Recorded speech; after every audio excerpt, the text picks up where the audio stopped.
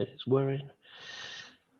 Okay, hello everybody. Welcome to Shooting the Shit, a new podcast from me, Lee the Dorset Spur. Something totally different from me. Never really done this before, so I am sure we will make a lot of mistakes today as we go through it. I have got a couple of good friends with me who we go out and have a few beers with when we're over at Tottenham. I've got just their sweary Alex, Dino, otherwise known as the General or Flange Impostacoglu to some people, or even Postacoglu from Wish. So that's those two guys. And of course, RXD, who is actually Mason. Why he's got RXD against his name, I have no idea. Anyway, so with no further ado, let's just get started. So first things first, let's just say hello to everybody. All right, sweary Alex, how's it going? I'm fine. Yeah, thanks very much, Lee. I don't know why you call me that. I haven't got a clue. But you might have the bleep machine ready, I suppose, at one point. It was suggested that we had a swear box and then see how much we got at the end of the of the season. And but I'm not sure you could afford it, mate. So moving on by the end of the day. Yeah, definitely. Dino, how's it going, mate? You all right? Yeah, I'm good, mate. I am good. Good stuff. And RXD, what's RXD, Mason? Come on, spill the beans. It's my Twitter handle. So any bit of social media, I've got a bit of RXD on there. So. Oh right, okay, makes sense. I'm sure I'm sure it makes sense to everybody. I've decided to come off of all social media. I've had enough of that rubbish. Drive me up the wall. Yeah, I've had an absolute enough of it. Don't start being off, Lee. Well, okay, look, I've got a few bits and pieces to talk about. So the idea is to just talk about what's happened in the last week over in Tottenham.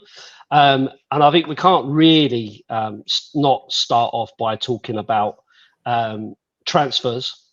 I think obviously another one coming in today, so quite an apt subject, I guess. So currently we have signed Dominic Solanke, Archie Gray, Lucas Bergvall, Wilson Odeber, and Min Young Yuk Yang. Hopefully I've got that right. I probably haven't.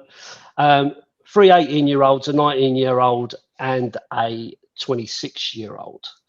On top of that, we have managed to get rid of Emerson Royale, Joe Rodon for money. We've got some money for them. And then we've also got rid of Eric Dyer, Ryan Sessegnon, Ndombele, Perisic, Tanganga, Højbjerg, Brian Hill on loan, Velez on loan, Scarlett on loan, Troy Parrott. I don't think he went for much money, but gone as well. So that still leaves us with potential transfers, and I don't know what you think about these. Sergio Reguilon, Oliver Skipp, Lo Celso, Forster, Davies, and Ashley Phillips. Now, first things first, who wants to go first and tell me, what do you think of the new signings that we've got so far? Go on, and I'll go. He's gone for youth. I see that. Odeberg come out of proper left field. He had a great season for Burnley. French winger. I think it's a decent signing. The Burnley fans loved him, and I think he'll do well for us. As for Archie Gray, he played well again at the Bayern game. I think again another one. He'll do well for us. We need something else. We need something in the middle. When Maddison's not playing or not playing well, we haven't really got somebody that step in there. That's why I couldn't understand the Højbjerg going, because he's quite decent. He's strong. He's into the tackle, and so I think I would have kept him about. I would have kept him about as well, because he comes on, doesn't he? He puts the proper shift in. Not always, but he does make some sort of difference when he does come on. Yeah, it's quite a strange one, really, with Højbjerg, because he's obviously not going to set the world alight. But what we did see from him was a bit of commitment, and he could help see a game out. I'm just wondering whether his transfer is a lot to do with what he wants. Obviously, play World Cup coming up and all that kind of stuff. Whether he wanted something for himself. And not getting enough football may be the driver for that. Because without him, you don't have someone in the likes of Bissouma, and we can talk about Bissouma in a minute as well, to kind of take that role, I guess. But what do you think, Alex? With these young players, are you for all that? The youth players coming in? I am. That's Yeah, a good definitely. move. I like young. Well, be careful I say that. I like young players, but I think it's good because I'm not going to spoil the new chap by saying the A word, but you know they brought in a few young players, you know, a couple of seasons ago, and now they're coming on top. So I think we've got to invest for the boring as it is, boring for the investing in the future sort of thing. You know, so I like young players coming on. They've got more spark. They want to be there. Some of the players are very reluctant because they come across very, you know, oh, I mean, let's just have a game of football sort of thing, you know. So I like the young players coming on. It adds a bit of spark to it. So yeah, I endorse that, mate.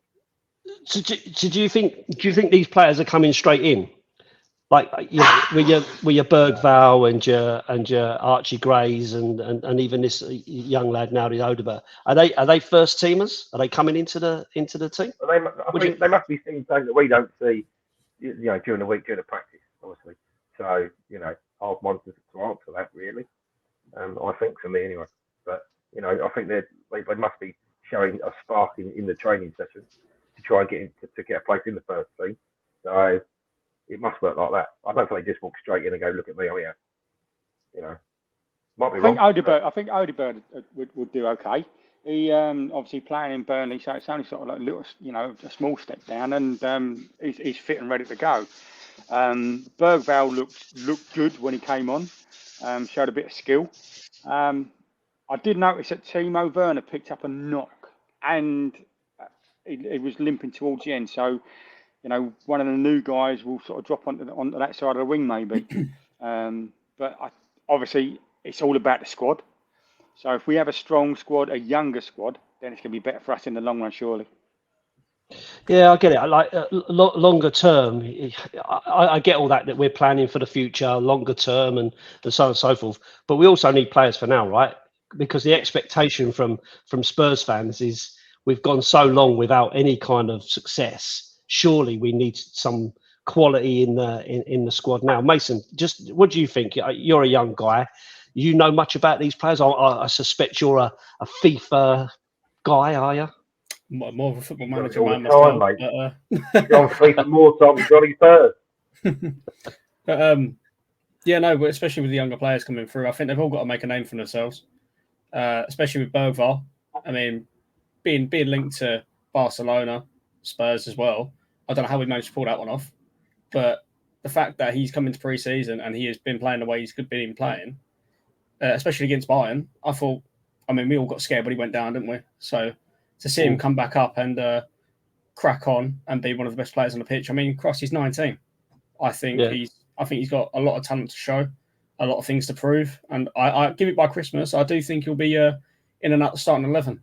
I do think he'll start for us. I guess for me, the reason why I think there's a lot of negativity about the young players coming, and I don't know what you think of this, right?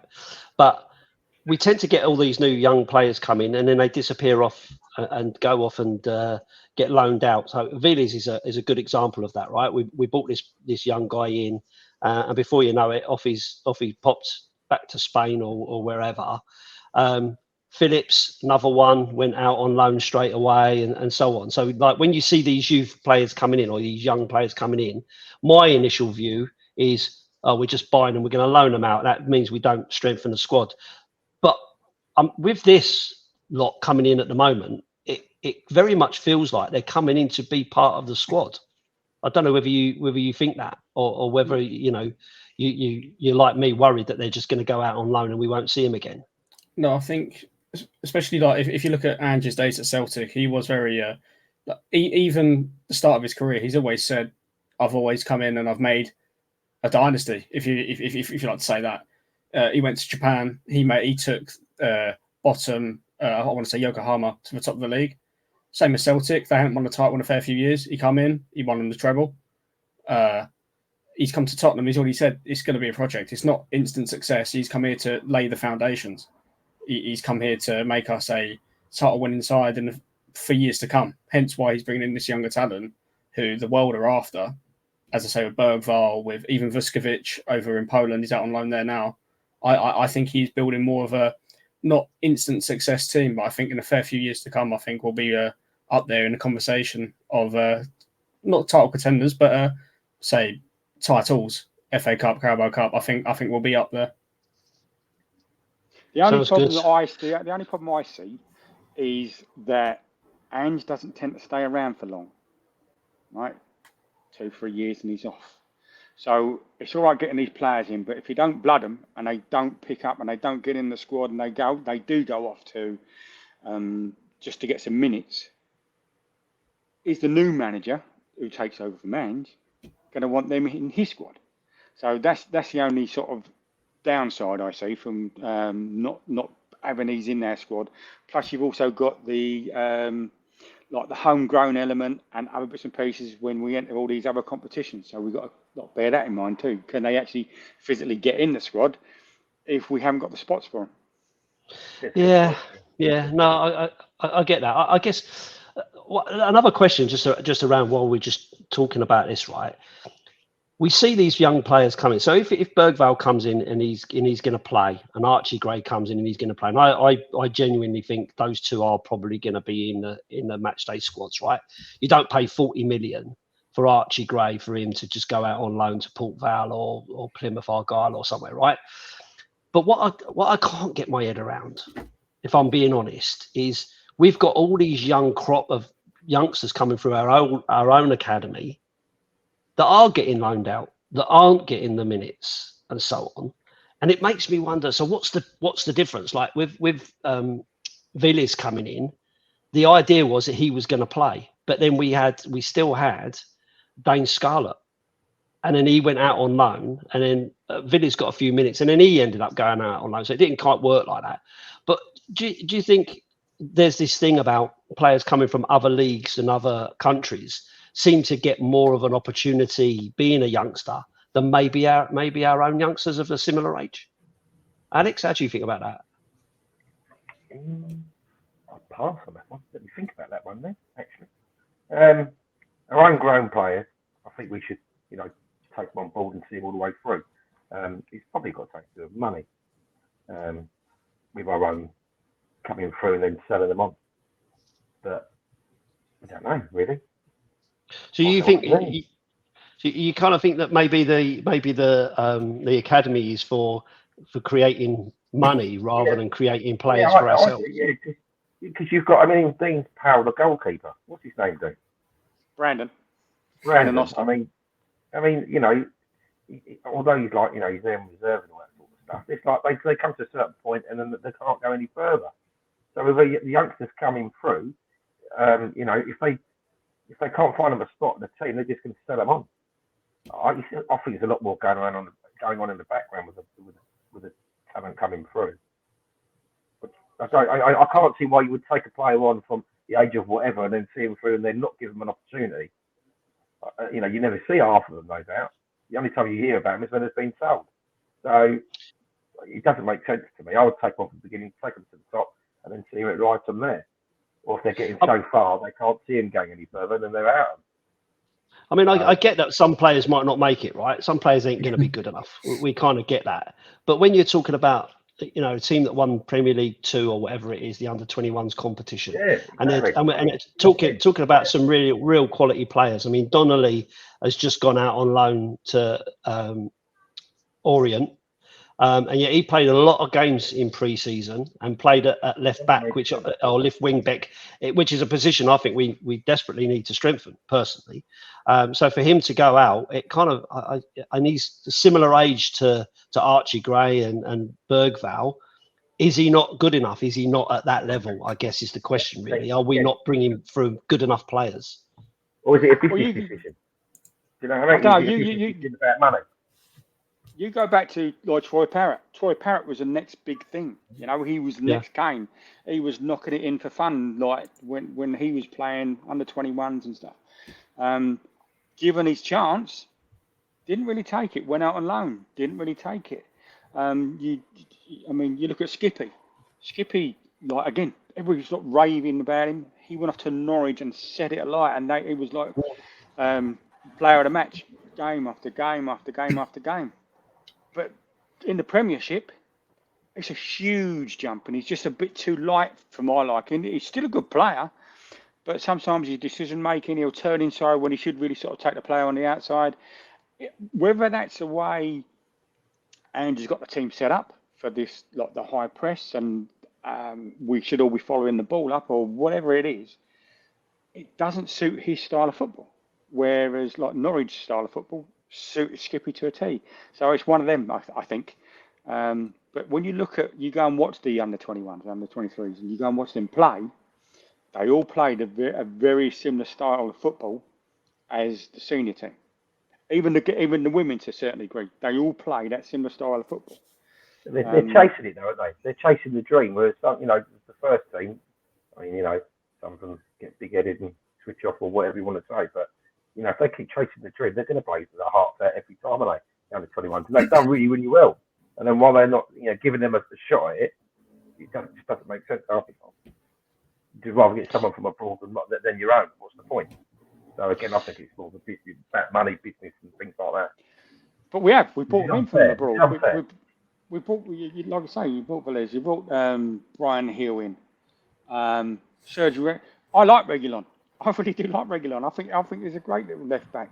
Again, a bit light, but they don't get the time. They don't get the game time, and the Premier League it's a points, and it's all about position and everything. So you haven't got the time to sort of bed yourself in. It's all right on training, but when you actually get to a game, you've got to make one. You make one mistake, and that's it. That sticks with you for a while. So yeah, so unforgiving, isn't it? The Premier League is unforgiving. All right, look. Whilst I was trying to think of some bits and pieces for us to talk about today, one of the things I did, I kind of had a look at the squad, and this is the squad that, as far as I can make out from what's available, right? So we've got 4 goalkeepers: Vicario, Forster, Austin, and Whiteman. From centre back, you got Romero, Dragusin, Van der Ven, Davies, and Phillips currently. Left back, you've got Udogie and Reguilon. That's it. And we know that Reguilon is likely to be one of those going out the door, potentially. Defensive midfield, you've got Bissouma and Skip. Centre midfield, Sarr, Bentancur, Gray, Lo Celso, and Bergvall. Attacking midfield, you've got Maddison. That's it, on his jack. And then left wing, you've got Son, Solomon, Odebear, and Werner. Right wing, Kulusevski and Johnson. And centre forward, Solanke and Richarlison. So looking at that there, I'm thinking Phillips is probably one of the players who's probably going to go out on loan. Reguilon, we think he's probably going to move on. Bissouma is a bit of an open question now, given what's happened over the last sort of few days from that. Lo Celso probably looks like he's moving on. Solomon with Odebear coming, that's got to mean the end of Solomon, I would have thought, because Son's not going to go. Werner's just been kept on loan. So that leaves us Solomon. And then there is the question mark around Richarlison and this Saudi business and that. Now, that still looks to me like a pretty light squad in terms of doing 4 more competitions. So you've got to think either those players are staying, who you probably think are going, or there's more to come. What do you think? Well, I personally think going into the next season, I do think Ange's going to use a lot of the youth. Say Tyrese Hall, Mikey Moore. I would have said Phillips, but I do think he is going to go out on loan. But the 2 that really speak out to me is even Will Lancashire. I think, especially with the Europa League campaign coming forward, I do think Tyrese Hall, Mikey Moore, Will Lancashire will get minutes. But especially with like what we've been seeing in pre-season, with Kulusevski playing back up to, say, Maddison, or even starting over him at sometimes, I do think Kulusevski be played more centrally rather out on the wing this season. Mm-hmm. So I think Ange has a plan, but we just got to stick to it. But especially with the left-back situation, we're 1 injury away from Ben Davies playing inverted fullback. I don't think we need that. We do need strengthening the left back position, I'd say, the most out of the squad. Yeah, definitely. And that one for me, the ones I've missed out as well. Sorry, I did miss it out. Was the right back Porro and Spence, because it looks like Spence is staying, right? Would you all agree that Spence is probably still staying? Yeah. Well, he has to now. Now that our mate's gone off on I think we seem to be a player missing in each position, especially Madison's. If Madison goes on the missing or he doesn't play as he was, we're in trouble. So looking at some of these, looking at some of the players we've brought in, right? So with Bergvall, right? Not Bergvall, sorry, Gray. So he's been playing as a right back in pre-season, but his position is central midfield, right? Yeah. So potentially he could go to right back. You've also got Spence, who can play arguably, and I'd argue he probably can't, but he can play left back. He can play left back as well. Odegaard can play right wing or left wing. And then you've got obviously Werner, who supposedly can play as a striker. Richarlison, who can play either width. So I guess, like, looking at it, is he looking at players that can kind of multitask where they go to give us that cover to try to utilize that squad as much as possible? Because, like, to me, like you said, Dean, it looks short to me. Left back definitely looks short. Attacking midfield looks short if Maddison's not playing. Although we have got Kulu, who can drop into that, and potentially Odegaard, who I'm told can play in that position as well. So there is potentially a bit of movement in and around there. But in terms of like a number 6, like the Bissouma position, like we said right at the beginning with Højbjerg, whilst Højbjerg may not be everyone's favourite cup of tea, we did bring him in a lot at the end of the game last season just to shore it up. So who's picking that up? Because we know Bissouma's out for certainly on Monday and potentially a little bit longer than that. Christ, we're struggling already. We listened to that. No, but that's the thing. So why would you not keep Højbjerg? He doesn't let us down that often, right? He's strong in the midfield, and he's Andy's go-to guy. So like 65, 70 minutes to go, and we've got to protect something, or we have got something to protect, then he'll bring him in. But we haven't got that. I mean, perhaps they're all light. You look at our players; they're all really light. You want someone that's got a little bit of power behind them. Skippy hasn't got that. Maddison certainly hasn't got that. He's tiny. He's not freestone soaking wet. He's quick, but he's just if you put somebody up against him, they'll play him out of the game. So yeah, and then like say the Bayern game, he put Dragusin on the right. He was terrible, absolutely terrible. So he's left-sided. So I think we are definitely in our defence and defensive midfield. We are short.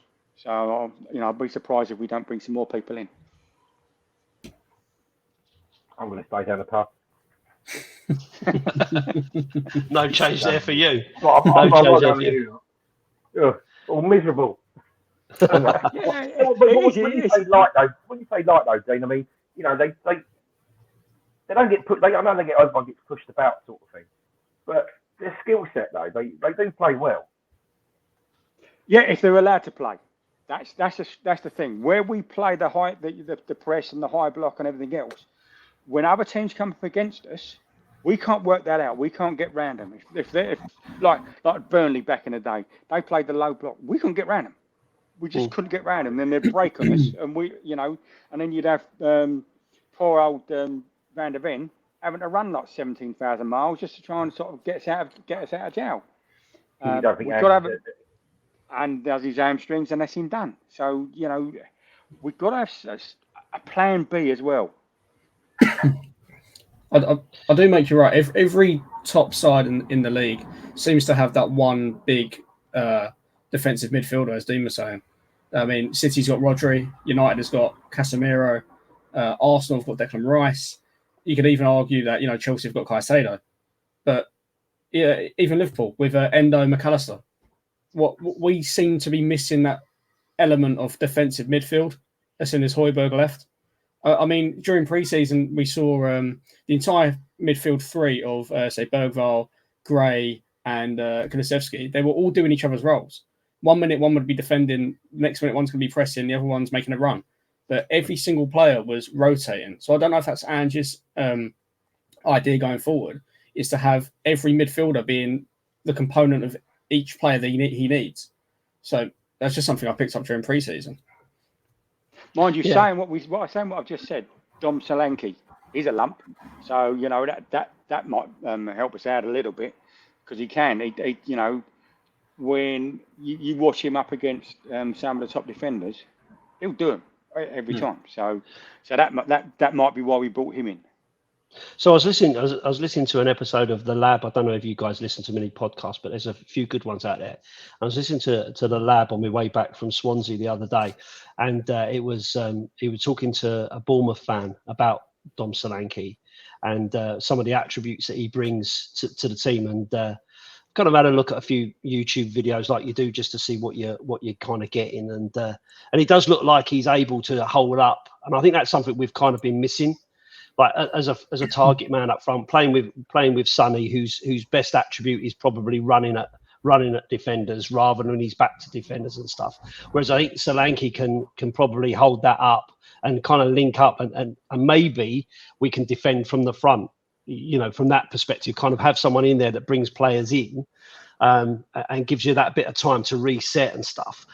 So like I'm assuming, like with Bissouma being out, I'm assuming maybe that Bentancur comes into that position as we sort of go forward on Monday. What do you think? You're thinking Bentancur, or are we saying someone like Bergvall or Gray is going to pick that up? I don't know whether you're going to trust the new guys straight off the bat. I'd love to see it happen.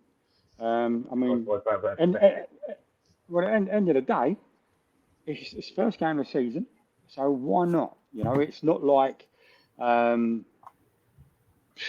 if we draw, then we draw. But you have to blood them. I think going back to, I know it's not Alex's favourite player, but when we had Kane, yes, goals, but his hold-up play, when he's back with his back to goal, was brilliant. That's why Sonny scored so many goals. He was like backing up and held the ball up and laid Sonny off. So I'm going to be a marked man now. You said that. Yeah, I know, but I thought we'd throw you under the bus. So I'm looking forward to the season. I'm looking forward to the season just to see what we do. I mean, the first 10 games up until the Chelsea game last season, we was like in awe. Wow, this is like proper handball. This is how we want to play. This is brilliant. You know, can't wait to go. And then Chelsea, wow, that's when the wheels come off. And for some reason, we didn't pick back up, but we still finished well. So you know, we still got a lot of those players. We've still got some young players that are coming, and we also got some fresh blood. So it's always good. So what do you think? I'll go around one at a time, right? So and I'll go Mason first, right? So do you think that the squad that we've got now is in a lot better position than we were this time last year, or do you think it's much the same, or are you worried about the squad this year? Mason, you go first. What do you think? It depends. It really depends on what aspect you're talking about. In terms of progressing, I think we're taking that step forward in terms of bringing in new exciting players. Because don't get me wrong, we all thought, say, Ndombele would be the star, but I think the ownership, Levy, saw the prices of, say, what was it, 70 million for Ndombele? I think so I think they went back and said, right, we need to spend money more wisely and go forward like that. And since Conte departing, I think with the whole data signings, I think they've been very careful in who they sign in terms of going to the next season. So I think where they've strengthened the squad this season, I say strengthened, they have brought in a lot of youngsters. I think in terms of going forward, we're one or two signings away from having a decent squad that can compete at the top. But if you're talking about getting rid of, say, the deadwood of constant loanees of, say, Reguilon and, say, even Højbjerg. I know Højbjerg started last season, but a lot of people did want him out of the club in terms of how he didn't play the way Ange wanted to play. Other players, in terms of getting players out like Sessegnon, Tanganga, Joe Rodon, players like that, I think we're in a better position to bring new names in to give them a chance. But in terms of building up the squad for a title, I think we are 2 to 3 signings away before doing anything like that. So but you think we're better off this season than we were last season, based on the fact that we've got rid of players rather than brought the amount that we've brought in as a squad? I mean, as a squad, I'd like to say so. Yeah, I think I look at the squad now, and I think every single player on the team sheet and on the bench, I think, yeah, put them on. They can have a go. But if you was to ask me last year, say players on the team sheet and on the bench, I'd say I don't really feel confident about coming into the game.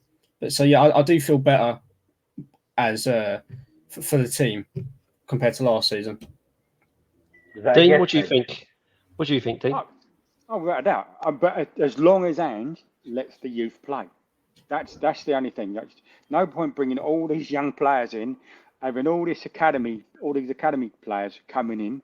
That we go, wow, look at that guy play. Look at Mikey Moore. Look at the way he's playing. Jamie Donnelly. I thought he was, he didn't let himself down. But So Archie Gray. There's a lot of players out there that should do well for us, as long as Ange says, right, okay, yeah, go on, have a go, let you play, even if it's the last 20 minutes, just get them on. But at the same time, we are now back in 4 competitions. So we've got Alex. What do you think? You think this is a better squad now than it was at the beginning of last season? You happier? I think if they can basically play with each other in a nice way, then I think then we've got a strong team, because you have the best laid plan. But if they don't implement that plan on the day, you're fucked either way. So I think it's a good team. I reckon it's a new team. If they can get it together, then I think we should be marching forward on all the competitions that Dean just spoke about. So, I think it's a good thing. I think we'll do well this season. I'm being positive, unlike you, Fred. No, to be honest with you, the reason why I asked that question is because I did feel at the end of last season that the one thing I'd said was we need a striker, we need a target man, right? That was the one thing I said we desperately needed. I also said I felt that we needed the backup to Udogie. But one of the other things that was in my mind was it was about how many we could get out of the deadwood, the players that weren't playing, the constant loanees, as Mason said. Moving those on to free up those spaces. And I think overall, I'm looking at it and I'm going, well, Emerson Royale, like, as a great bloke, but not a great right wing back, in my view. Remember when he scored? The whole place went quiet for about a second. Yeah. Well, I, to be honest with you, I think in time he'll be fondly thought of. I think he'll be one of those players that will come back and be lauded, be like, I don't know, Sandro or someone like that, who kind of, he'll turn up in the stands playing the guitar or something like that, or doing the samba. That's what he's going to end up doing, isn't it? He's going to always be in and around the club, I think, at some point. I see a clip of him the other day.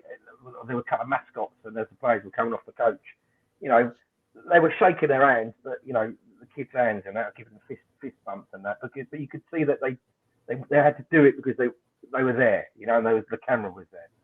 Yeah. But then when he came along, he stopped and he spoke to them and he messed about with them and all that, and kept trying to get them into headlocks, which I thought was a bit odd. But he was, he was taking time. So I think it's a bit of a character. I think he'd be missed. But even if it's for the comical side of things. Yeah. No. No, I agree. I think Andrew said some good stuff about him as well. He has said that he's a good lad, hasn't he? So. Go on, Dean. Sorry, I jumped in. Yeah, over mine and Alex's side, they always warm up, and he's the one that's always like, if somebody's down, or he'll always sort of grab them around the shoulders and shake them up, say, "Come on, not we're here." Look at and turn and look at the player, the supporters. Say, look what we're here. Look. Cheering everybody up. So I think it'll be a big miss.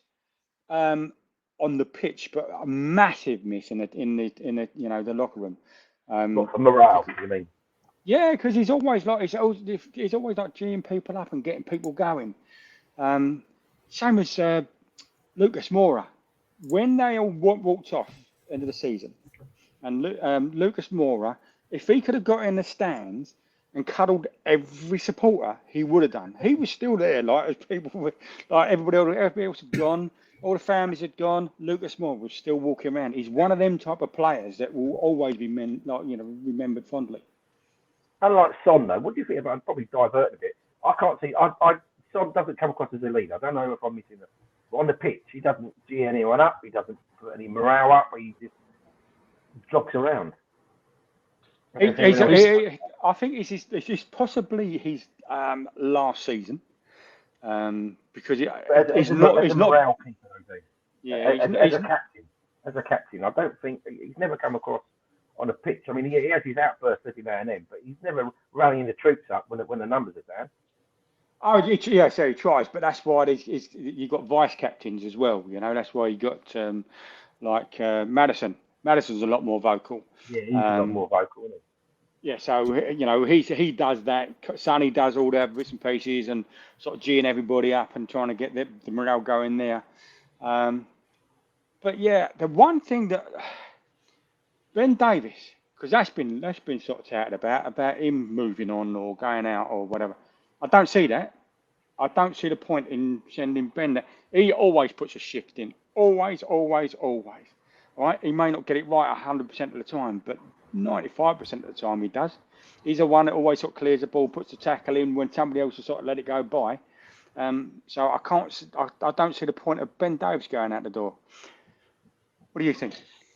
No, I agree. To be honest with you, I don't think there's the main calling for Ben Davies to go out the door comes from Tottenham fans rather than from the leadership. I think he's much maligned, the guy, which I think is a bit of a shame. Really, he gets lumbered in with all the as soon as you start talking about Deadwood, and I use the inverted commas for Deadwood, they say, oh, Dyer and Dombele and Oiberg and blah blah blah. And Ben Davies always gets lumped into that. But Ben Davies will do whatever he's asked to do. And he very rarely lets you down. He might make a mistake, but most players will make a mistake at some point in a game. But he will always give you 110%. He works hard for the team, and he always works as a leader.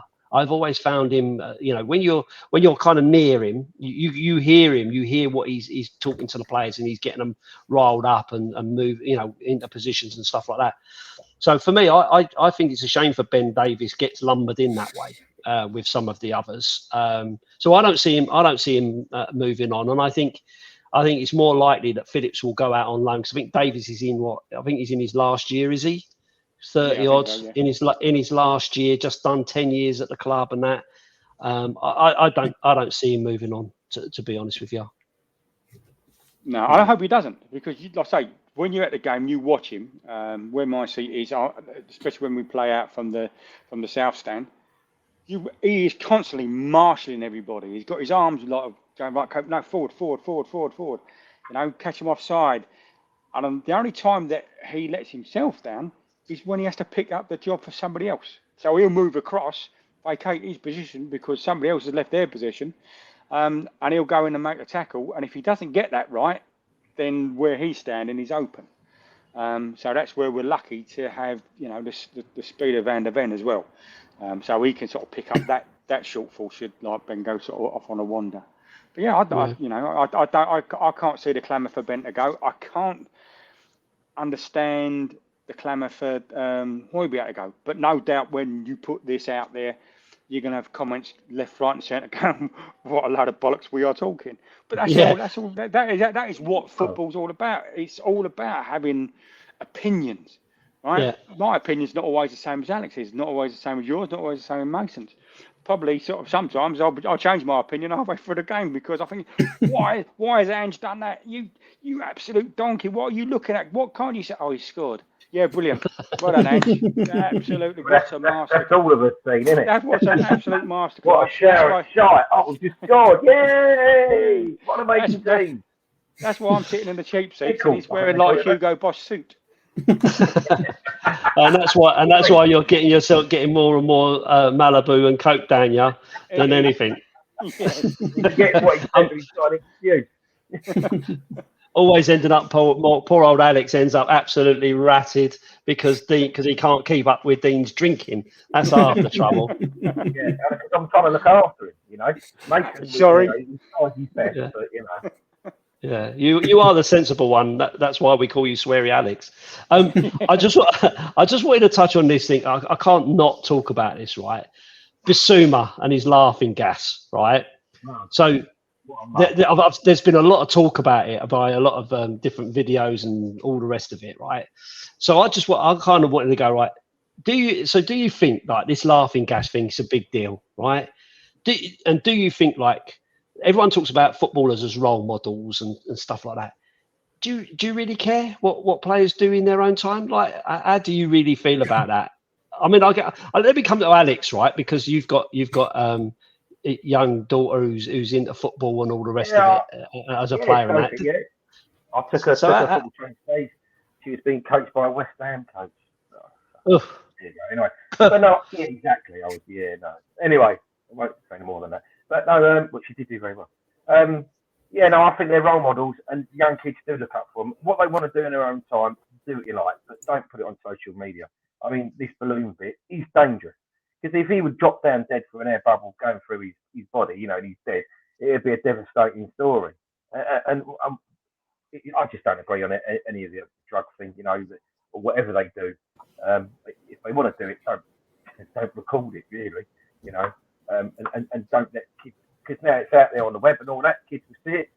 You hear the same old story, kids think it's cool and all that sort of stuff, you know, it's just wrong. You know, why would you, when you're at the top of the tree, as such, you know, why would you risk it all with doing something stupid like that, you know?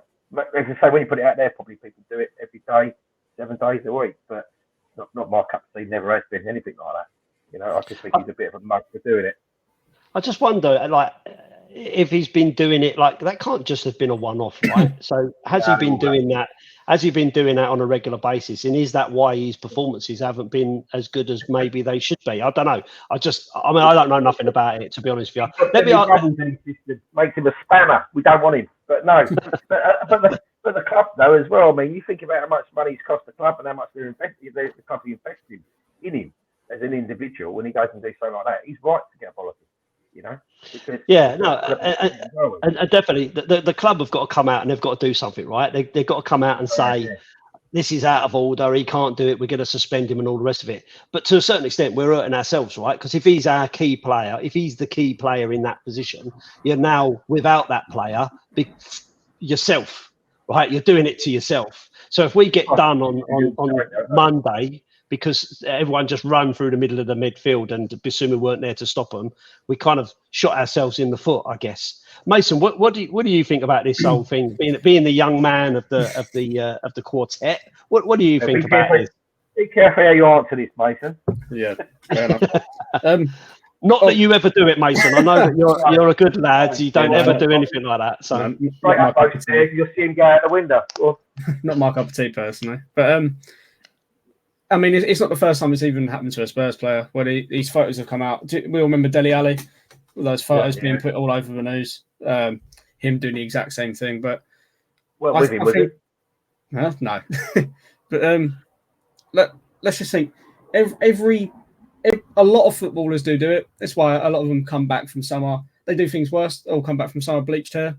Substances stay longer in the players' hairs than it does in your bloodstream.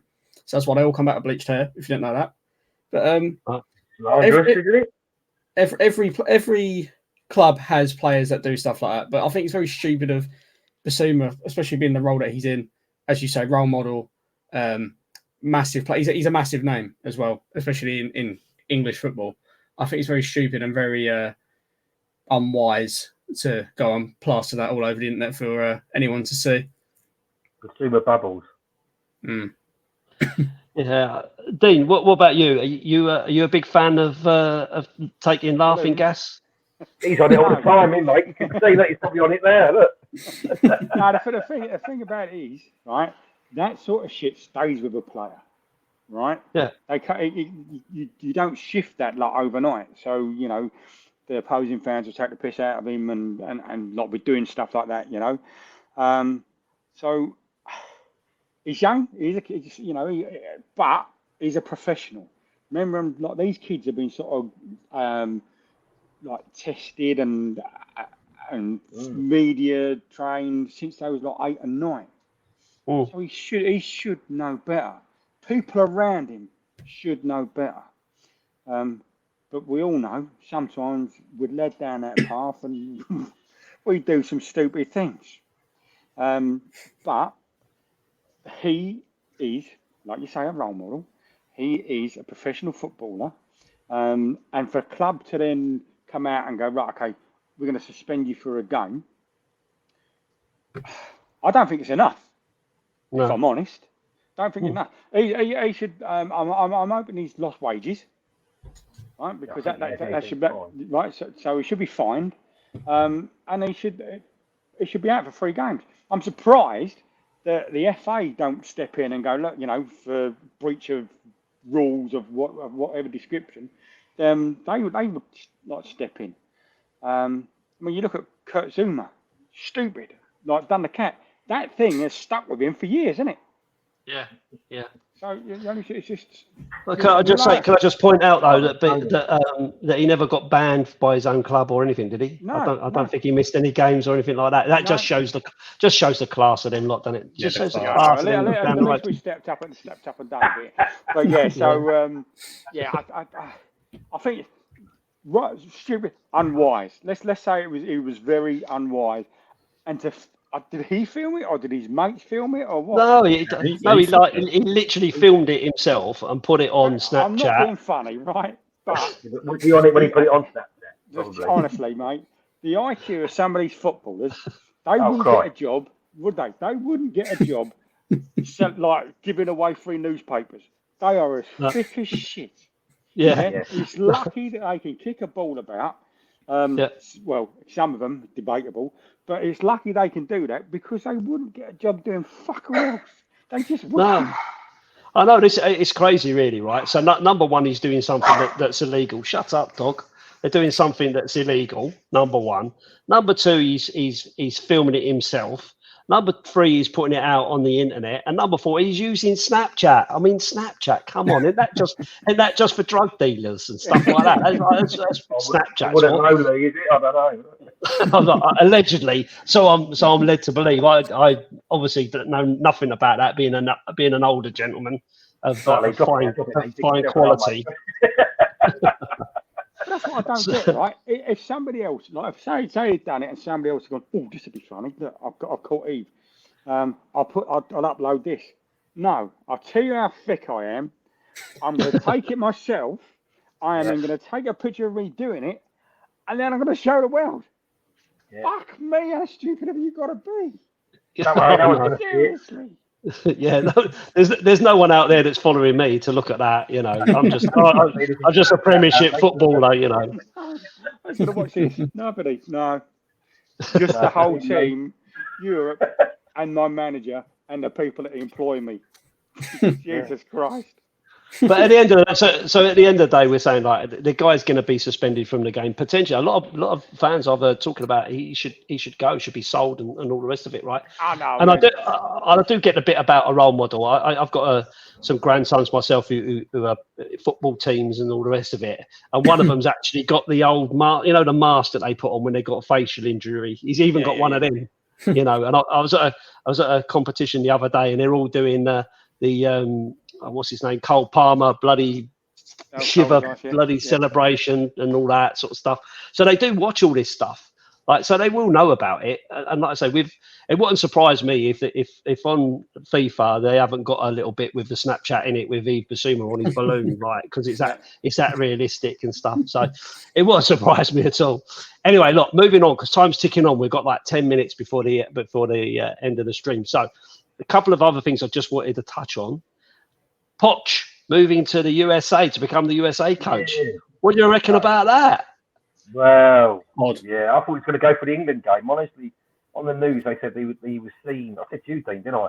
That reports that he'd been having dinners with the FA and all that sort of stuff. And said to Dean, I bet Poch is going to take the England game. But yeah, to go to America, well, there you go. I mean, not as if they've said on the radio and everywhere else, he's not going to win a lot in the the up and coming World Cup sort of thing, but. They said it's a good move for him if he wants a bit of a jolly. Yeah, It's a bit of a come down, though, isn't it? Do you think a bit of a come down? No disrespect. No disrespect. I mean, no, I don't mean no disrespect to the USA football team, right, or national team. But what I mean is, like, to go from being, a Premier League manager to managing PSG to managing that horrible mob over in South West London to that. If it were really like, if it was, if it was England, I could kind of understand it. But surely, as a club manager, he's got more about him than going into that. No, I think he's probably gone over there thinking he can make a statement out of it. Look, I've come here. I've made them such an amazing team. We've won the World Cup. Look at me. He's not going to do it. I don't think he'll do it. It's face the facts. I don't think he'll do it. I don't think he'll do it with the Americans. No, no. I heard a lot of people saying that that the FA don't want a foreign manager, but they've got to just think back. We've had foreign managers in the past, so why not? I think it'd have been a good fit. He's Premier League proved. All right. I mean, Chelsea was like in blanks at the beginning of the season, but he had them firing towards the end. Mm-hmm. So I think it'd have been a good fit for us. But there's other rumours. I am not in the know, and it's probably total bollocks yet again. That Pep could chuck it in the end of the season, following Klopp out the door, and then Pep could come in and be the England manager. So, does anyone talk about Pep? Does anyone heard the advert on Talksport with is it Paddy Power about Pep? He says, I need a challenge. The bloke says, oh, well, from what I've heard, you've got 115 of them.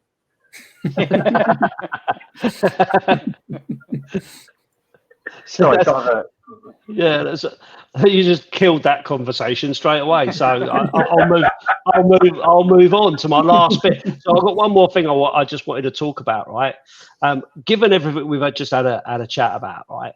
What's your expectations for the season ahead? Are you a happy clapper? Are you a miserable git? I know most of you are miserable gits anyway, but are you miserable with it? Are you downhearted? Are you confident? What's your overall arching feelings for this season? Are you excited? All I've got to say is I'll see you lot in Spain. That's all I'm going to say. Getting paid, apparently. Yeah, I am. I do. Like I say, I just want him to have the courage of his convictions. He's brought all these players in. There's no way Johan Lang has just gone, right, I'll pick these on my own, and you've got to have them, Ange. Ange must have had so much input on the data and everything else. I want us to go heavy for the cup. I don't care if it's a Carabao Cup. I just want a bit of silverware. I just want a bit of happiness. So I think we'll do well. I think we'll go well in the Europa. I think we would have honestly. I think we'd have struggled in the Champions League. So I'm quite happy to one step down to do what we're doing. So I think it's going to be a good season. But again, as Spurs fans, we all know it's the hope that kills you. I'm looking forward to the days out, to be honest with you, meeting all your Dorset, LTs, Gilpin, walk down there. It's not normally the football that spoils the day, but I think, I'm looking forward to the season, especially if we can get to Europe, like have a few trips to Europe together. I think that'd be a good crack. Although the football is the heart of it all, I always enjoy seeing you all. So, that's me being a bit. And I think that's what it is, isn't it? Football is, all right, we're all doing this podcast and we're all going, football this and this player, that, this player. It is all about the enjoyment, right? It's about whether you watch it from home, whether you watch it in a pub, whether you sort of go to the games, whether you fly thousands of miles to watch it, like, some of our supporters. It's all being there. It's all about the enjoyment. It's all about the day and enjoyment. Yes, it can really fuck up your weekend, but when when we're all laughing, we get there at like 10 o'clock at the Gilpin, and we'll have something to eat, and then have a few beers, go over to LT's. It gets messy. Walk down, sort of through blurry eyes, trying to see who's playing. Miss the game completely sometimes. But yeah, it's all about the enjoyment. That's what brings the fans together. It don't matter who you support. That's what it's about. It's about enjoying the day. All right, the game may not be so great, but it's enjoying the day. While we can, I mean, another topic to speak about next time is about the pricing. All these concessions that are going, and how they expect the prices to go up. But no doubt that'll be a for another day because we'll all end up just going to be watching it on the telly in the pub like we did back in the sort of like late 80s for me, early 90s sort of thing, No, we'll be all right because Mason's going to be Mason's going to be a millionaire, football manager and stuff like that, Of and course, he's going to and he's going to pay for us all. Yeah, he's going to pay for us all. Yeah. No, of course, yeah. Mason's sitting in this stream and he's sitting there all quiet and coming across as very professional and very sensible. But I'll have you know that Mason drinks as much as the rest of them and creates as much havoc as everybody else, especially his dad. So don't be mistaken. No. Shut up, dog. You painted a very wrong picture of me, Lee. You and your Snapchat. Well, at least you ain't got your ponytail in. That's all I'm saying. He don't look so much like a pirate. There you go. I've got an iPad for you next time if you want. 50 I'm growing my hair because I can. It's as simple as that. No, it's all good stuff. And I agree with you. I think it's more than just the 90 minutes. The 90 minutes can spoil a really good day out, and it can in fact spoil your week, your month. Depending on how many people around you support the other teams and stuff, it can make life a bit of a miserable time. But anyway, listen, we're getting very, very close to the end of the time. So I'm just going to finish off by saying thanks to Sweary Alex for coming along, for Dino and for Mason. I really appreciate your time tonight, guys, because I know it's a bit of a rush job trying to get this done. First one done, first one in the bag. We'll try and do it on a regular basis every week if we can and put it out at a regular time. So this will be available on YouTube, and it will also, fingers crossed, is something new for me. I'm going to try and get it onto audio platforms as well. So that'll be something really interesting to do. So I'll leave it there. Thanks to you guys for coming on board and for all your comments and your ideas and stuff. It's been a good chat. Thanks, everybody. We'll see you on the next one. Up the Spurs. You want to Tottenham.